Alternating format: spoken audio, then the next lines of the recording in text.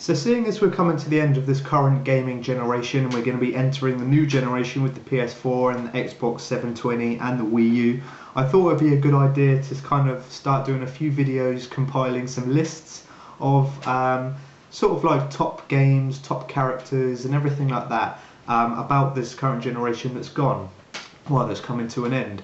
I know we've still got some big titles to be released like BioShock, The Last of Us, GTA 5. But I just want to do what we've got so far from the games of this current generation. I'm going to compile a few lists. So this first one is going to be my most underrated games of this generation that I've personally played. So I'll kick it straight off. I've pulled 6 from my collection here. There's probably a lot more that I haven't played and ones I've forgotten about. But out of my collection of PS3 games, they're all PS3 games. These are ones that I feel are really underrated and I think people should give a go. Now this first one, you might have seen my video review of it quite recently, and that is Epic Mickey 2. I'm not really focusing on this, I'm going to focus on the actual series, so Epic Mickey 1 as well as this one. I think they're great like little action platformer games, like I said in my review. If you like games like Spyro and Jak and Daxter, Ratchet & Clank, that really old school style platformer where you don't have to focus too much on the story and you just have a great time with these characters, you're going to like this game, because that's what ultimately you play games for. You play it for fun, and this is definitely an example of an old school kind of PS2 style game but in the current generation, and I don't think that really works anymore, hence why it didn't really take off and hence why this game didn't sell very much, and the studio has had to close because of the poor sales of this game. But if you ever get the chance, if you ever see this cheap, pick it up and give it a go. You won't regret it. It looks very babyish, and admittedly it's quite easy to play, but there are some kind of tough elements in there for older gamers, and it is a great fun game. Like I said, you don't need to think about it, you just sit down and play it. It's not very long, but like I said, if you like those old style games, it's worth giving that one a go. So that was Epic Mickey. And the next up, you're probably going to think I'm a bit weird for thinking this is underrated because it's so popular, but that is Assassin's Creed Brotherhood. Now the reason I've chosen this is because this is all in my opinion, by the way. I know that a lot of people are going to love this game, and I love this game as well. Hence why this is my favourite Assassin's Creed game, and that's the reason why I think it's underrated, because out of all the Assassin's Creed games, I usually hear people say Assassin's Creed 2 is the best of the ones we've had so far. Of course, we've got Black Flag coming out soon, which looks great, and I know that Assassin's Creed 3 was a big hit as well, and Assassin's Creed 3 was my toughest opposition to Brotherhood as my favourite one. But ultimately Assassin's Creed Brotherhood is my favourite, and the reason I love it is because I loved everything they added to the game. I loved the whole way you could hire these assassins and use them as your faction and kind of control them, level them up and everything like that, and you had ultimately a big control over a group of assassins, which I really loved. And I also loved the whole setting of this game, like Rome and everything like that, and the big Colosseum that was the focal point of the map on this game. I loved everything about the whole setting and gameplay and the whole story and everything like that, and this was kind of Ezio at his peak really. So in Assassin's Creed 2 was really young, of course in Revelations he was really old, and this is, if I think of Ezio, this is what I think of a Brotherhood, and personally this is my favourite Assassin's Creed game so far, and nothing's really knocked it off its pedestal so far. So that's why I think it's kind of underrated, because a lot of people kind of disregard Brotherhood as a spin-off game, and they don't really kind of look into how good it really was. And personally, I think this is the best Assassin's Creed so far. Leave your comments down below if you disagree with me, of course, and leave what you think is the best Assassin's Creed. Next up on my list is a Rockstar game. Now it's not fully a Rockstar game. I think Rockstar had a helping hand in it. And now this is LA Noire, and now I really can't urge people to play this game enough if you love Rockstar. It's nothing like Grand Theft Auto, Red Dead Redemption or Bully or anything like that. It's very different. The only sort of similar thing about it is it's open world sandbox game, but it's not literally violence everywhere you go. You don't run people over, shoot everyone with rocket launchers and tanks and everything like that. This is a really slow-paced, gritty crime thriller, and that's why I think it's very underrated, because not many games do what this game does. And also the graphical technology on this game as well. They really went to work on this game to make it a much more interactive movie as a side to a game. And it, like I said, because it's slow paced and it requires you to do a lot of thinking, and it actually requires you to use your brain, which not many games do. Sort of games nowadays are really kind of controlled by cutscenes, which are really obvious, and like quick time events and stuff like that, which kind of just force you to do these things. But LA Noire really makes you think, and the way you think to this game ultimately kind of opens up different storylines and everything in the game.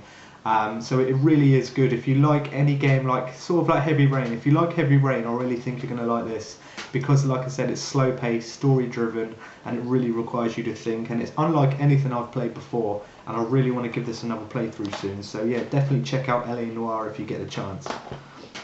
Okay, next up is the 2008 edition of Prince of Persia. Now they run with a really audacious reboot with the Prince of Persia series, and I don't really think it kind of took off. If you've played the game, you'll know it's quite popular, and you'll know what I mean when I say it's very, very different to the original Sands of Time trilogy. It plays nothing like it at all. The only kind of similar thing about it is the way you can free run and everything, and the name Prince of Persia. And it's very different, and it's kind of open world, and it's not your linear kind of action game. It's really slow paced again, and it requires you to do a lot of like tracking back to similar areas you've been to and collecting these kind of orbs. And the more of these orbs that you collect, the further you can progress in the game. So it is very different to the original Sands of Time trilogy. But it is a good fun game. The graphical kind of style of it with the cel shaded stuff, and also it is Nolan North voicing the Prince as well, which is quite a good reason to play it. The only reason I think it's underrated is because people don't regard it as a Prince of Persia a game, and I think it does stand out well to be a good Prince of Persia game. It shows something different with the series, and I don't think it kind of I don't think it was received very well, hence why we haven't had a sequel or anything like that, and it's gone really, really cheap as well. So I really recommend again playing that one if you get the chance. Next up is again another Prince of Persia game, and this one is The Forgotten Sands. Now this has been panned by critics. Loads of people say this is an awful game and kind of just nowhere near as good as the original Sands of Time trilogy. And now this is part of the Sands of Time story. People forget that. This is the story that happened between, I think it's what happened between the Sands of Time and Warrior Within. I think it's between those, and it does help the story. It's the original voice actor of the Prince. It's the same sort of gameplay. It's the same action and everything like that. So it does play like the original games, and that's why I enjoyed it, because I loved the original game so much. This played very similar to it, so I enjoyed this as well. People didn't like it. People thought it was a movie cash-in because it came out at the same time as the Jake Gyllenhaal Sands of Time movie adaptation, and people thought it was a movie tie-in game, and it wasn't. It was completely separate from the movie. And if you like I said, if you like that original Sands of Time trilogy on the PS2, please play this game, because you won't regret it, and it's an easy platinum as well. I have got the platinum trophy on that, and I definitely urge people to play this if you like the original Sands of Time. It's got everything in there, the great combat, tough puzzles and everything like that, and it's definitely worth a go. Now the most underrated game that, in my opinion, that I've got in my collection is Spec Ops The Line. Now people disregarded this as just another kind of typical military third-person shooter, but that you'll be so mistaken to think that.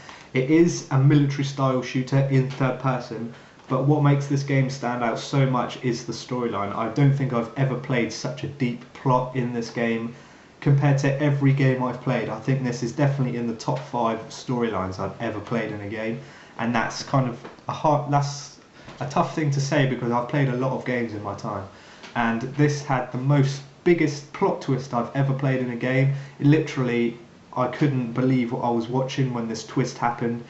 Please don't try and read spoilers for this game, because it is definitely worth playing it on its own to experience what happens in this game without reading any spoilers.